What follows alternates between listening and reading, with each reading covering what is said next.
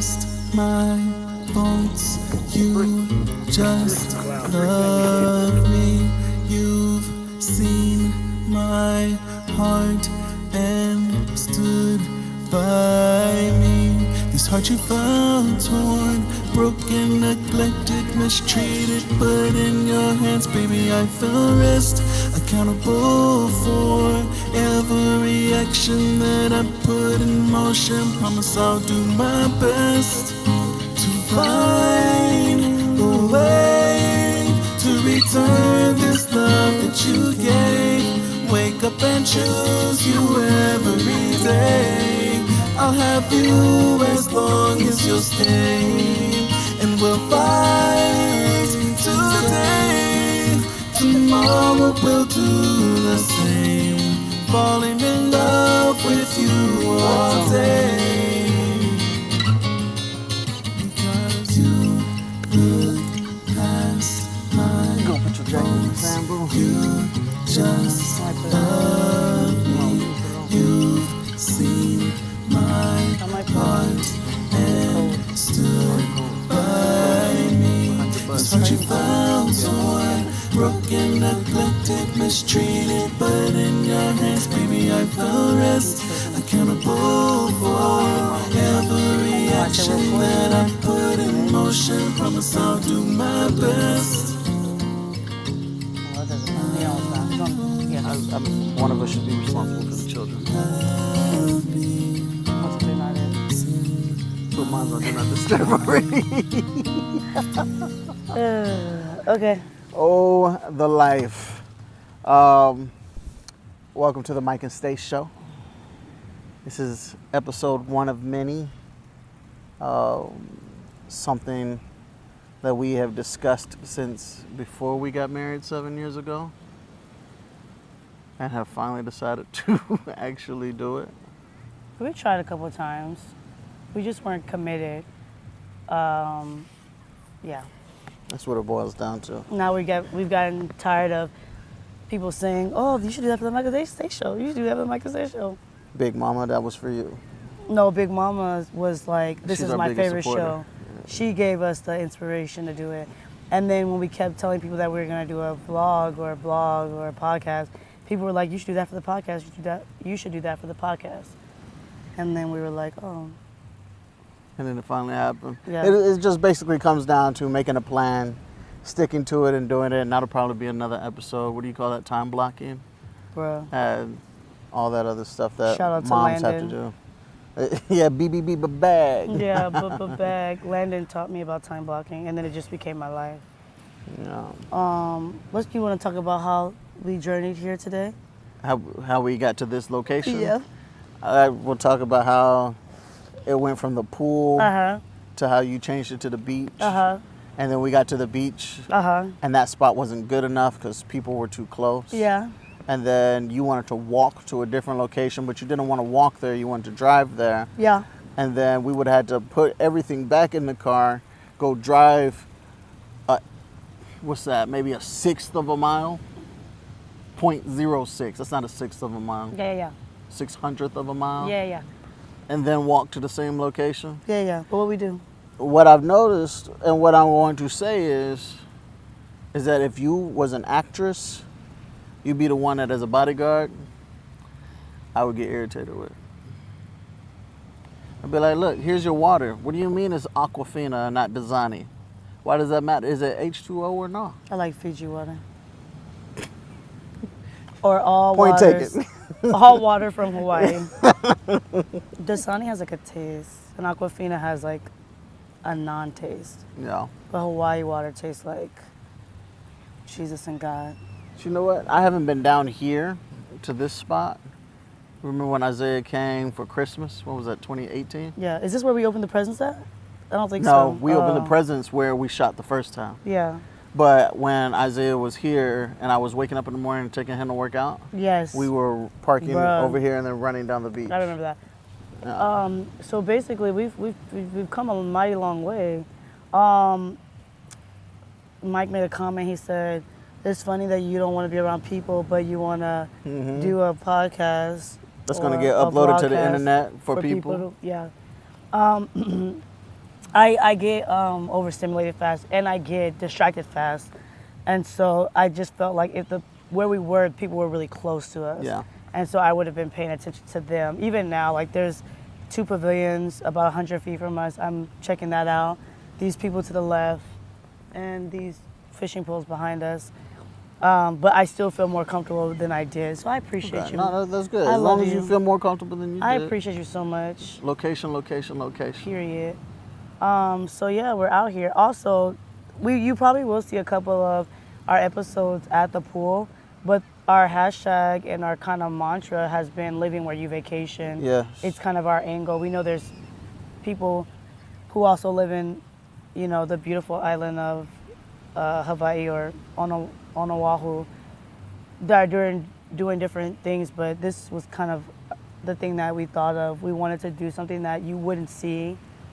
And so as much as humanly possible, we would like to kind of show you where we are. So our first little test run was right down the road from here. We're at White Plains Beach, Nimitz Beach, Barbers Point Beach, I don't know.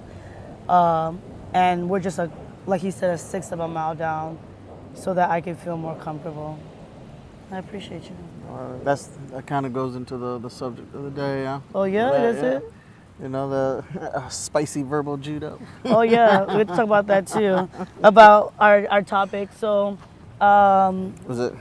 We had spicy debates, passionate verbal judo, Habanero Linguistics. That might have been. Habanero Linguistics. So it's going to be a toss-up between that one and disagreeing spicily. Disagreeing spicily. We decided that we're going to just make up words. Our pastor does that.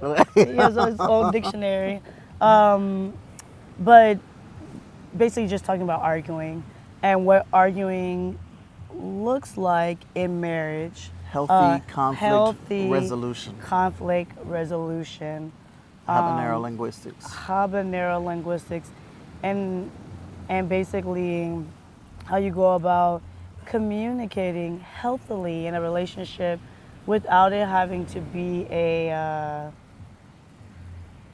something that is the end-all be-all or something that kind of can be catastrophic. Yeah, I think a big part of it goes into caring about the person. Like, being married is supposed to be all sunshine, rainbows, and butterflies. But understanding that every day it takes work and that you're going to have those disagreements sometime. Like on a location for setting up a tripod. We didn't argue. We disagreed passionately. I don't think it was a disagreeing passionately. I think that... I could have taken you right there on the beach. That's how passionate it was. You want to fight me? Yeah. Okay. That's I didn't what get we'll that call from you. I guess Wrestle. we're wrestle. You want to wrestle? I guess so. I guess we're good at it then. I didn't feel like that was an argument. That was just a difference in opinion of location. However you want to word it. Got it. It wasn't arguing. But do we argue? Absolutely. We are great arguers. Great arguers. We are great debaters. Denzel Washington. I think that, yeah. I don't know how to. I had to retract that thought process because that statement. No, talk it out. We can edit out if it'll get you in trouble. Nah, ain't no editing out. They're gonna see how it is, bro. Real. So with our format that we're gonna do, we're gonna kind of let them pick up on it. But why this subject for episode 1? So what we've noticed is, or what we've. Okay, so now I gotta go back. Can I go back? Can I explain? Sure. So the reason why it took so long, I'll say for me, I won't speak for you, for the Mike and Stace show to like honestly do it in this kind of way was that we didn't want to do like lifestyle. We didn't want to be like day in the life of a husband and wife that live in Hawaii, day of life of a stay-at-home mom, day of life. Like, not saying that, I'm sorry, that sounded really like prissy and kind of disrespectful. And I'm not being disrespectful because I watch every single one of y'all day in the lives. I am a follower. You are my algorithm. And I've watched them in the videos. Yeah, and we watch them. But it seemed inauthentic to us to kind of put on the Mike and Stace show like it was kind of like we're this dream couple, #couple goals, when that's not the case at all. I think that we came into our marriage thinking that we knew about each other, thinking that we knew what we were doing. And the last 7 years have been us walking a field of landmines. And we thought we knew and we had located all of them, and then accidentally stepping on one and blowing our marital foot off. And having it to be amputated and then getting a prosthetic. No. We go back to the hospital. Jesus is our doctor. He gives us all our He prescriptions. fixes it. He gives us a replacement. And puts the foot back. No, I need my same foot. I want the same I foot. can't have no bionic leg. Jesus. I need what God gave me. And just wanting to, not thinking that it was right or reasonable or that it made sense to have a persona, but to kind of be real and what struggles we've dealt with, as much as is safe to keep, our marriage intact. I'm not gonna tell you all our business, but we are going to share what we wish people would have shared with us. Yes. Especially coming from the aspect of not just being married, newly married, but also being a blended family, also having had relationships before, having had children before marriage. It is what, is kind of the unorthodox way.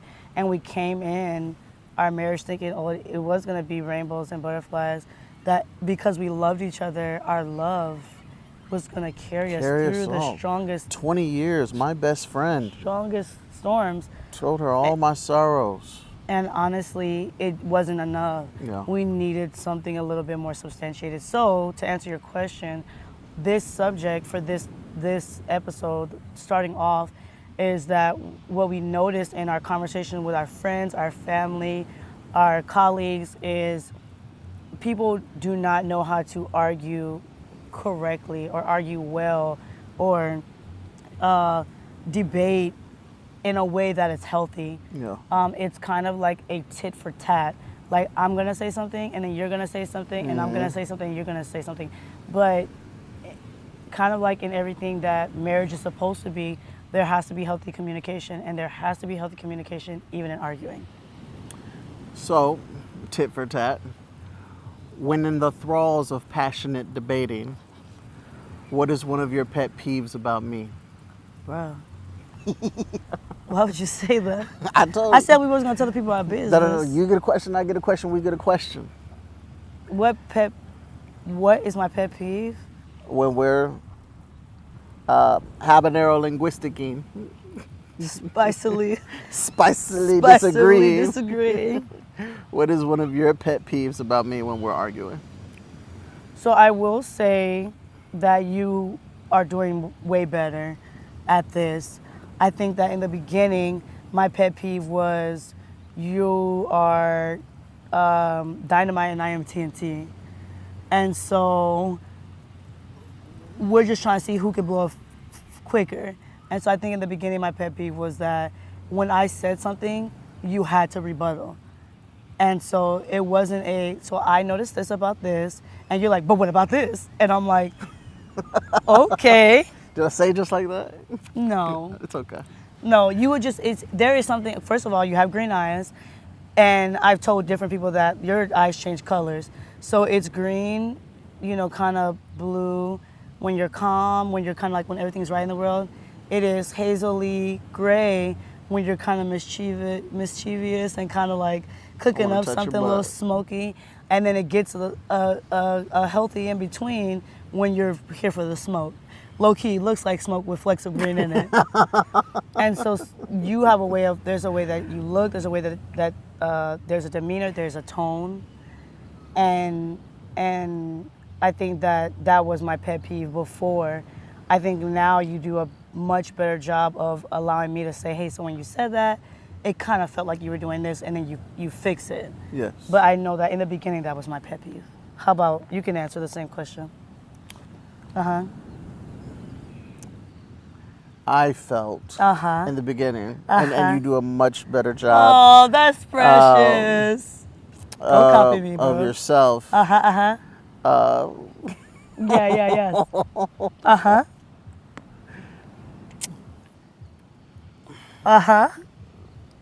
Because I don't want to go home and have any spicy disagreements. We won't. I used to think that you would hold back and treat me like a child. Oh. And you were very much more concerned about my feelings. And I'm not going to say this because he's going to feel this way because I know you. And you'd give your reason about why you know me. And you would withhold information. You would withhold your true heart and what you meant to say based on what you thought I was going to feel.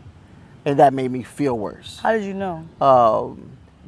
You are a processor, and that's something that we've learned over time too, right? Yeah. So it takes you a little bit of time to process information. I'm slow. It's cool. But you want to process so that you can respond correctly, because that's what you don't want to just snap and then say something that you don't mean, because in the thralls of passionate verbal judo. You're being really nice. You're being really nice. Sometimes I do want to snap, but you're being very nice. I appreciate that. You're protecting me. That's sweet. But when you would respond to me in that manner, it made me feel like you felt like I was incapable of handling conflict. What did that look like for you? How did you know that I was holding back? So you be sitting there because it's really, I'm the TNT, you the dynamite. Okay, bet.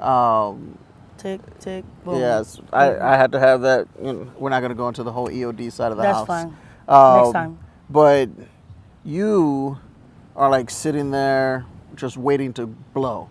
And you look like that. You look like a stick of dynamite. Sad face. And so your emotions are bottled up. You can see that on your face. The internal battle. Your muscles relax more. Deadly. Like you're just sitting there like, that's what you look like on the inside.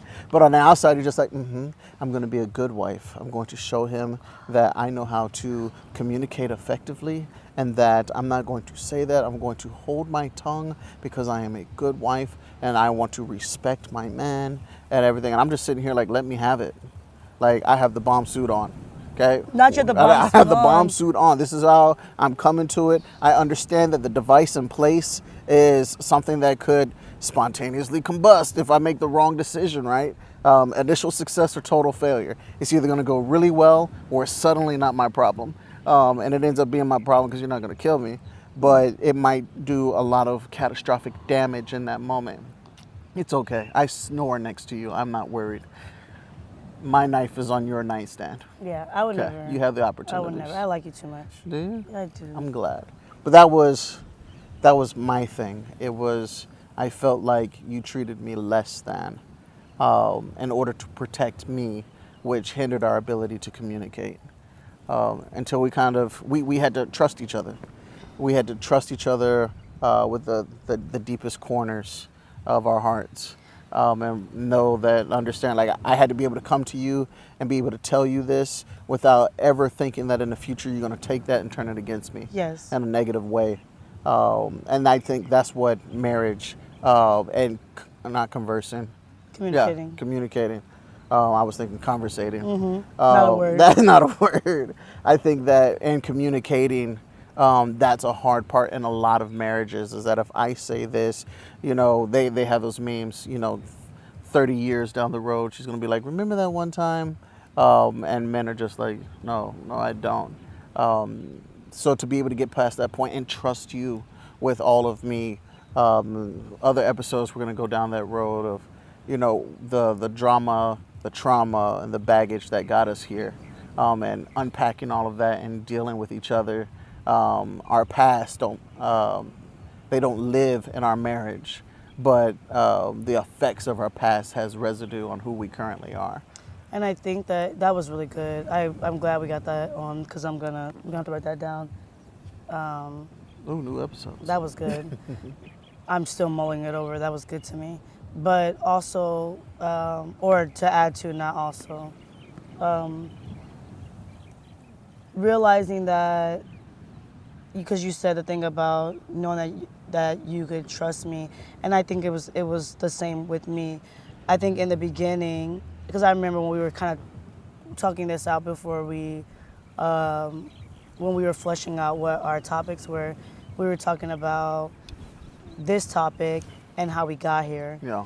And so just saying, a lot of times when people are arguing, what we realize as they're talking to us, because we are fortunate to have a lot of double-sided relationship. I mean, like equal relationships. A lot of people don't usually have couple relationships where they're Yeah. close to each side. So we have a good handful of friends where we are friends with both sides. So either the wife and I are really close, and the husband and Mike are really close, and so we have been able to see a lot of different aspects of this topic. And I think that it comes down to, like, especially in my circle of women, a lot of us are stay-at-home moms. Yeah. And so a lot of what we do is holding the house together and holding things, I think, you know, feeling like we don't have a voice, because when you're at home with the kids all day, when you're at home, when that's your job, when your job is the home, you probably go outside, you know, to maybe exercise or go grocery shopping or do errands or whatever your day consists of. But for the most part, your life is within the four walls. And so I think that for us, or I'll speak for myself, sometimes I feel like I lose my voice. And I think that in the beginning, I thought that I had to keep that inside because I needed to process. I am a slow processor, everything that I'm feeling, because otherwise, you know, it's shrapnel. And I don't loving know. these bomb I don't. I references. know. It's going everywhere. I don't know where it's gonna hit, and I don't know what the damage is gonna be. It's just gonna fly. But I think that's what messed us up too, Yeah. because I thought I was doing a good job of, like, okay, well, let me be a good wife and not say anything, and let me process this. When really, in my mind, I was thinking like trash talking, and I wasn't really. And I think that's what you were seeing. I think you were seeing the part of me that was kind of like holding myself back. Yeah. And so in a lot of our, what I see with women in my similar stance, whether they're married longer or shorter or, you know, different circumstances, is that, like, we feel like we don't have a voice. And I think that is where arguments sometimes, when we're not arguing in a healthy way, where it's kind of like that tit for tat, or you said something so I have to say something, is because if I don't say this, then you won't hear me or you won't see me. And I think that we had to get to a point where we had to say, hey, so we're talking about this right now, but I'm thinking about what your son did earlier today. And so you saying this right now to me is triggering that, because I've been at home all day, and maybe I think I need to go take a walk. Also, I don't think I ate today. Man. And I probably need to eat and drink a cup of water. Don't say it. I won't say it. Thank you. I'm going to save it for another episode. Okay.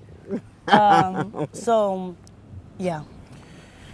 Last question, part A and B. Do you think happy people argue less? And part B, is arguing a sign of a healthy or unhealthy relationship, or neither?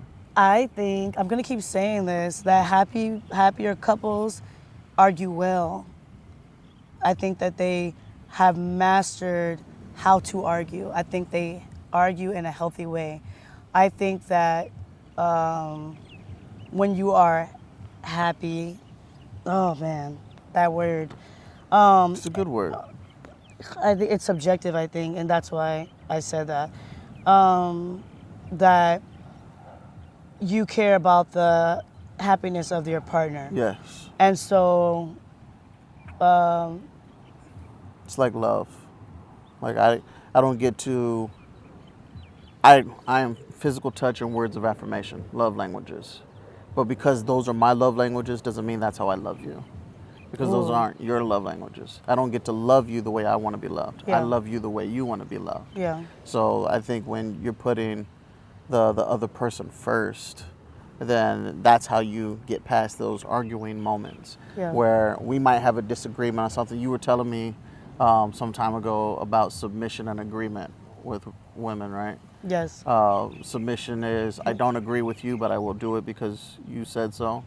And agreement, meaning that We agree. we agree, so therefore it's not submission. So before the women come for you, that's not what I said. Submission is submitting. It is laying down my will. because that's what I'm supposed to do. So, and then agreement is agreement. If I agree with you, then there's no need for submission. Submission is when I don't agree, and I'm gonna clean that up for sure. But Clean it up now. I 'Cause, I mean, they can say what they want. I ain't worried I know you're about not. what y'all I say know in the you're not, but comments. I wanna okay? say it. You can pull up on me, No. and we can go surfing. Oh, okay. I don't wanna. I don't wanna say it incorrectly. I wanna say it correctly, because then it goes into biblical, and I don't wanna pull from, because it wasn't in our notes. So I don't wanna. I'm not prepared for that statement, and I don't want to say I'll it put it wrong. on a different episode. Thank you, but we will clarify that. We will for talk sure. about submission and agreement and the difference between the two. But there is a lot of times where, as a woman, we feel that we find ourselves submitting more. When the Bible actually says submit yourselves one to another. Yes. And so, but that has to be a revelation that we both have, and I think that's what makes healthy arguments. Healthy arguments is, I know myself and I know you. I don't know your thoughts, but I've spent enough time with you. The more time I spend with you, the more I know you. But more than that, I love you, and I don't want to do anything to harm you. I won't harm you with words out of my mouth. I love you, and so I don't want to harm you. And when we get to that place of arguing where I want to harm you, then It's no longer healthy. then it's no longer healthy. And so, and then I have to go dig deep within myself and say, so what's in me that wants to harm you? Because that's not what I'm here for. I love you. And so I think that happy couples may argue better. I don't think they argue less. I think they argue better. I think I saw, oh my gosh, that meme I sent you where it was like, when we're mad at each other, we text in corporate. I love that. We're gonna repost that. And we're gonna give them their tag, because I thought that was so cool, because it kind of keeps it like kind of funny, but at the same time it's kind of like, okay, so like, I understand what you're saying, but this is how I feel in a professional manner. And so I think that when you grow with your partner and you want to stay in a place where we're content and happy, that I don't want to hurt you. Yes. And so I want to find a better way to effectively communicate to you my disdain for whatever the subject is. Yeah. And I have nothing to add to that, because I What was agree part with two? you. Whatever. That was both of them. Do you think happy people argue less, and is arguing signs of a healthy or unhealthy relationship? I think that healthy arguing is a sign of a healthy relationship. I know that it feels like an oxymoron, because we know people, Joka, in the beginning of our relationship, Mike used to always say like he kind of liked arguing because he liked making up. And so I'm also small, so Mike is 5'11", 200 plus pounds, and I'm 5'2" and a quarter. 4'11". 5'2" and a quarter, and you better tell the truth. And 127 pounds soaking wet, and so it's like that. Oh my gosh, 5 foot even at yeah, best. the meme where you put your camera on your Yes, person's face, we're gonna do it. and then you show them like What it looks like from what my it point of looks like view. from that point of view. And so to him it's cute, and to me it's frustrating. So I would be upset, and he would be smiling. And I'm like, bro, you're psycho. Like what? But for him, it's just like, I love that, because I love you, I know we're gonna get past this. And so you're upset right now, but all I can think about is I love you. And I'm like, I want to choke you if I could get. But you can't reach my neck. Right. Wait till you go to sleep, Joker, and hook that sleep apnea machine. But.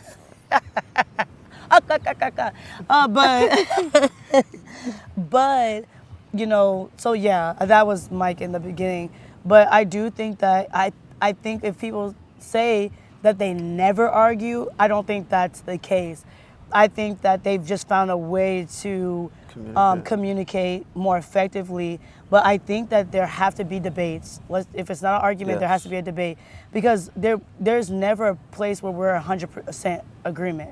There is gonna be some place, and thank you, Lord, that's where submission comes in. Submission is, I don't 100% agree with you, but I'm going to submit because I trust your headship over me. And because you're the leader of our household, because you're my husband and I've come into covenant with you, I trust you. And so even though I don't agree with this, I'm going to submit to this because I know that you're not going to do anything. You're not going to lead me into danger. If it's not a sin or it's not breaking the law, I'm going to follow you. And the good thing about that is, which will be another episode, is, if you're wrong, So I will get the brunt of it. Oh, I get all of it. But I'm going to pray over you, like, Lord. But no. And so, yeah. I have another question for you. Oh, okay, No. fast kind. Fast kind? Yeah. Okay, never mind then. No, ask. No, you're rushing me. No. I feel rushed. Don't feel. Do it again. Club punch. Jamie Foxx. Oh my gosh, I love that. What would your advice be to couples who struggle in arguing in the sense that they feel like they're not heard by their spouse? How would you, and it could be fast kind and we can delve into this later. What would your advice be to effectively communicate to your spouse when you feel like They're not being heard. Yeah. And so it is going to have to be another episode because you're asking Michael, who comes from a different point of view, versus like you, who has your point of view of how you deal with conflict. Okay. If it's somebody who's not being heard or feels like they're not being heard, then Michael, I'm breaching the door. I'm coming in, we're having a conversation, and I'm going to say my piece and you're going to listen. Make them hear you. And so, but I'm going to say my piece from a place of love, right? So I'm not, what was I saying? So like you treated me like a child, that's the way I felt. That doesn't mean that that's what you were doing, but that's how you made me feel. And so when we've had Habanero Linguistics before, it'd be like, don't do that. I am a grown man. You can talk to me with everything that you have to give because you can't hurt me. Now, could you say some things that happened in like 2001, and bring up some stuff that might cause an emotional reaction? Right. But that's not what we're talking about. We're talking about that I am trying to speak to you and you're not listening to me. And that causes rifts in a marriage too with communication, right? So if I feel like, if somebody feels like they're not being heard, Michael's advice is respectfully, corporate communication, respectfully come to them and just be like, hey, baby, can I talk to you? Maybe you didn't see my last email. My last correspondence. I apologize. Let me re-forward this to you. Because that's what you tell me, right? Tone. I speak the way that I speak. Oh, Lord. But it wasn't until we got married that you were telling me that you might have a good message, but the way you speak to me, I was like, I'm not nobody else that you've ever been with. I'm not nobody else that you've ever been around. I'm not one of your little friends. Mama said. You can't talk to me like that. Your tone matters. You could be telling me that the house is on fire and that we need to leave for my safety. But if you come in there and you start talking in a certain tone, it's going to make me less receptive to the information. Well, if the house is on fire and you're screaming the house is on fire, I won't need an explanation. I do get the analogy. You might. But if you're saying... Because I'm going to be like, get up right now, put clothes on. Remember the missile thing? Bro. And you remember how y'all ain't want to move? Bro. Y'all ain't want to do nothing. I'm trying to pass along information and y'all are questioning my judgment, questioning what I'm trying to tell you. Yes. That's what that is. It was like you're trying to gather information and I'm telling you to move. And that'll come in a different episode when we're talking about being out and about, situational awareness. And you're talking about the submission aspect, right? Is that you trust me not to lead you into danger. You trust me to take care of you because I love you. That's what it has to be when you're not in when you're feeling like you're not being heard. I need you to trust me that I'm telling you this for our benefit, that I am speaking to you and you're not hearing me. And so I'm coming to you in a respectful manner. I'm coming to you in a manner where you can be receptive to the information I'm about to give you. And if it doesn't change after that, is pray. That's it. That's all you got. God change their heart. God give them something in their dream that says, hey, you should go and buy these flowers, get this chocolate, and apologize. Because that's how it goes down. Okay, you should stop it. I am going to stop it. I love you. I'll leave it too. You're fine. Give me a kiss. I like you. Oh, don't be poking your lips like that, girl. Give me a kiss. Come on. All right, that was a good episode, man. Thanks. In the one. It's the Mike and Stace Show. Plenty of stuff coming down the pipe. Stay tuned.